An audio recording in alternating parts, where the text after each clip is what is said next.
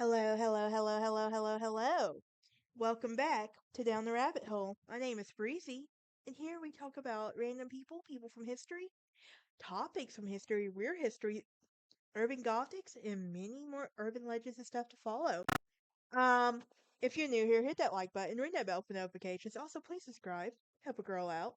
So, we probably noticed something of you've probably seen the show Bridgerton. If not seen clips of it, I know I'm obsessed with it now. I went back and gave it a rewatch and everything.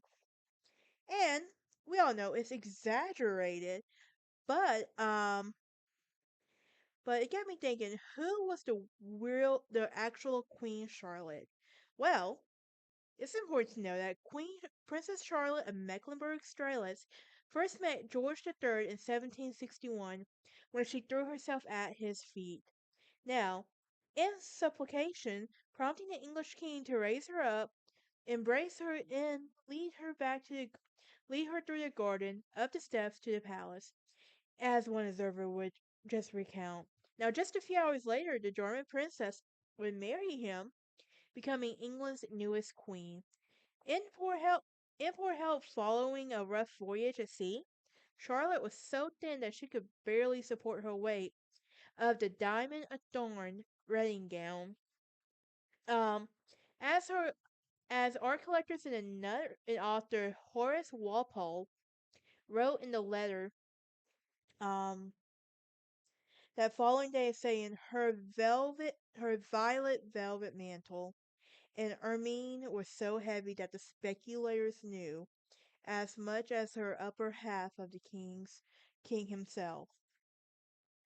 So, despite to a somewhat crazy start, Charlotte and George enjoyed their affectionate, fruitful partnership that endured until the king's mental illness violently transformed his personality in the late 1780s. Now, there is a spin-off that we may call, if you recall me mentioning Bridgerton. Well, have you seen Queen Charlotte? Well, there's a 6 episode limited series there that you can follow. You can go watch. I do recommend going and watch it. It's actually really good. And it gives us so I want to see look, I want to spin off of Lady Danbury now. I really do. Um but yes. Now, let's talk about how the show actually differs from actual history. It is even said that it's been exaggerated throughout history. So, what about the Black Britons in Bridgerton? Well, like its sister show, Queen Charlotte takes us substantial liberties with the historical record, portraying Queen Charlotte as an African American woman whose marriage opened the doors of colored people in 18th century England.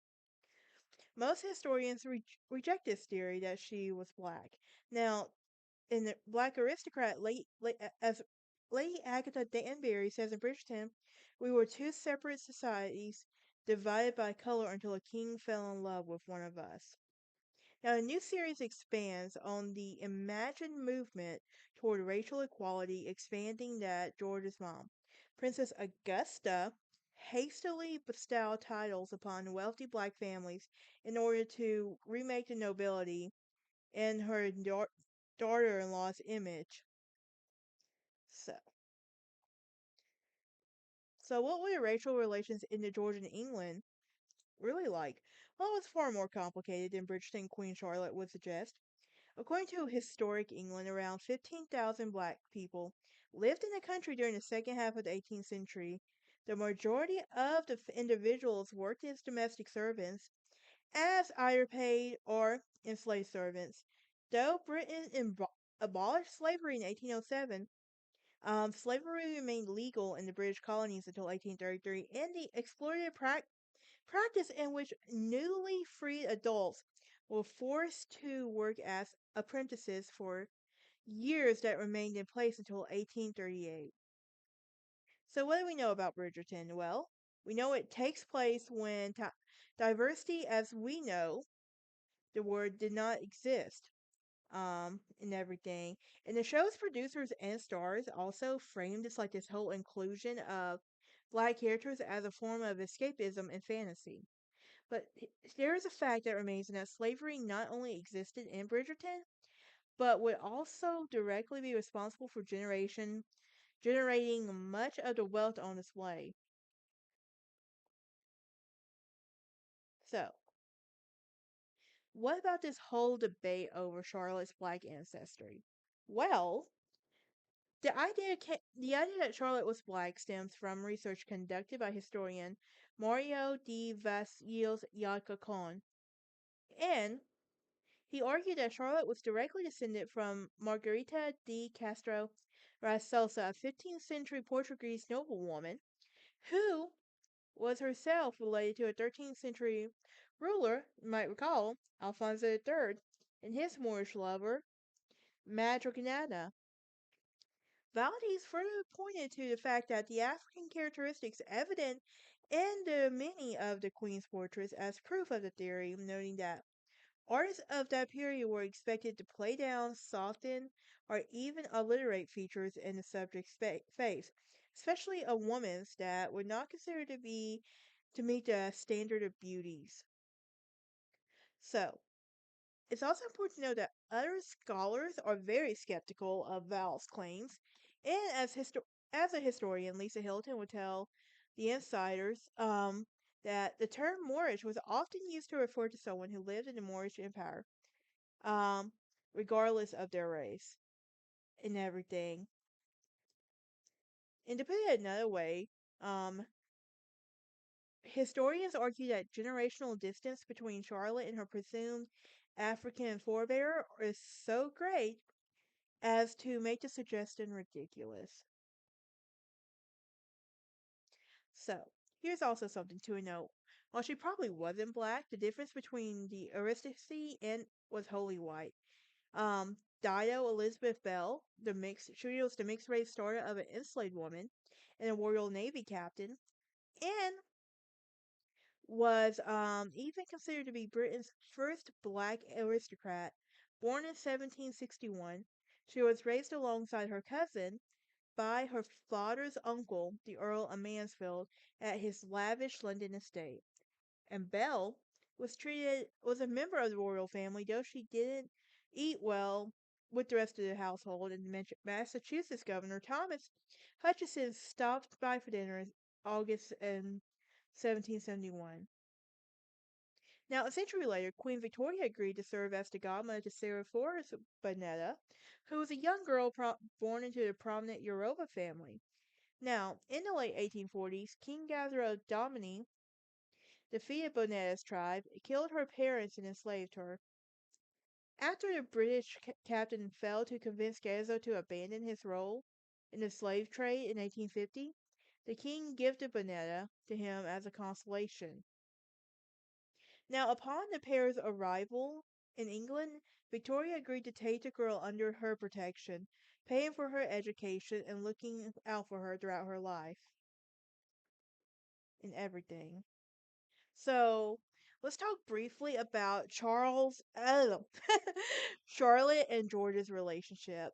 Um, so, born on May 19, 1744, Charlotte was the youngest daughter of the Duke of Mecklenburg-Strelitz, a territory in what is now northern Germany. When Charlotte was 17, the new king of England, 22-year-old George III, would seek her hand in marriage. According to History's Extra, like Catherine Garzon, George needed a queen, needed an heir in a matter of urgency. So he chose Charlotte as a short list of eligible and suitable Protestant ladies. Not a traditional beauty, but she nevertheless had a lively but equitable temper. In the words of one contemporary. She would land in England September 8, 1761, and married George that same night within 6 hours of her arrival. 2 weeks later, the couple had a joint coronation, and it ran so long that the members of the congregation started eating during the sermon. Within a year of her wedding, she would give birth to George IV, and the first of the couple's 15 children, 13 of who would survive to adulthood. They also married to gain political gain rather than love, and Charlotte and George held each other in high self-esteem. In 1778, a letter to her husband, the Queen wrote, you will have the benefit of the voyages to have put spirit to everybody. Now, it's also important to know that both Charlotte and George were heavily involved in their children's upbringings. While George is often most remembered for his mental illness and role in the Revolutionary War, um,